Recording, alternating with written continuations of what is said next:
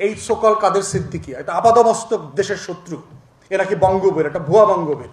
বঙ্গবীর তো ওসমানী, একটা নির্লজ্জ লোক যে নিজে একটা রাষ্ট্রীয় উপাধি নিজের দিয়া বলতেছে আমি বঙ্গবীর। জিয়াউর রহমানের ব্যাপারে দেখেন যে রাষ্ট্র তৈরি হয় শত্রু সাপেক্ষে, বন্ধু সাপেক্ষে রাষ্ট্র হয় না। এই যে আমাদেরকে আওয়ামী লীগ প্রচুর বলতো না বন্ধু রাষ্ট্র বন্ধু রাষ্ট্র। বন্ধু রাষ্ট্র যদি হয় তাহলে প্রত্যেক রাষ্ট্র তার বন্ধু রাষ্ট্রের বর্ডার তৈরি করে কেন, বেড়া দেয় কেন? বন্ধুর বাড়ি থেকে কেউ বেড়া দেয়? যদি বন্ধু হয় দুই বন্ধুর বাড়ি থেকে কেউ সীমান্ত রক্ষী রাখে, পাহারাদার রাখে, দারোয়ান রাখে? দুই বন্ধুর বাড়ি থেকে কেউ ইলেকট্রিক তার তৈরি করে মানুষ হত্যা করে?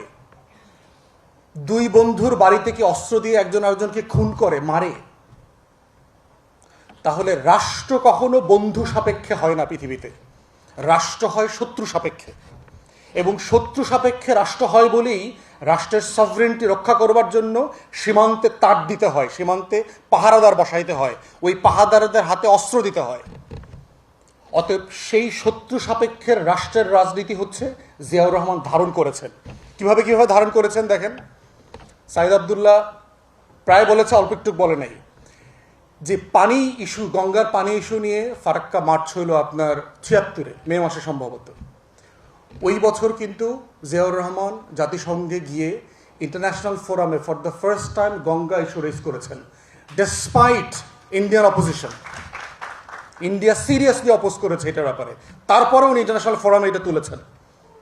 এবং তোলার কারণে যেটা হয়েছে, পরের বছর ভারত চুক্তি করতে বাধ্য করছে on the terms of Bangladesh. বাংলাদেশের শর্তে ভারতকে পানি চুক্তি করতে হয়েছে, গ্যারান্টি ক্লোজ সহকারে, যেটা আওয়ামী লীগও করতে পারে নাই বন্ধু রাষ্ট্র থাকার পরেও। জিয়াউর রহমান পারছে।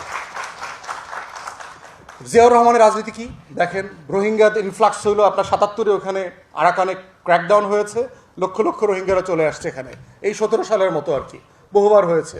জিয়াউর রহমান সিম্পলি বলছেন, ডেডলাইন দিয়ে বলছেন, জাতিসংঘে গিয়ে বলছেন যে আপনারা এটা ফেরায় নেন, ফেরায় না নিলে আমি এই যে লাখ লাখ রোহিঙ্গারা আসতেছে না, আমি সবাইকে অস্ত্র দিব, ট্রেনিং দেব, এরপরে আপনার দেশ দখল করার ব্যবস্থা করব।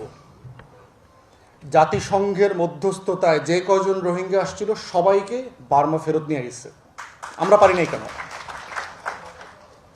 তাহলে এই যে ফরেন পলিসি সাকসেস, এরপরে দেখেন আপনি আমাদের চিটাগং হিল ট্রাক্সকে নিয়ে যে ষড়যন্ত্র করেছে ভারত, জনসংহতি তৈরি করা আপনার সেই 74-5 অনওয়ার্ডস, অস্ত্র দিয়ে দিল এখানে, এই সন্তুল আর্মাদেরকে উস্কায়া দিল। প্রেসিডেন্ট কি করেছেন? সিম্পলি চীন থেকে ফিরে এসে একটা মডেল ফলো করেছেন যে আমার এখানে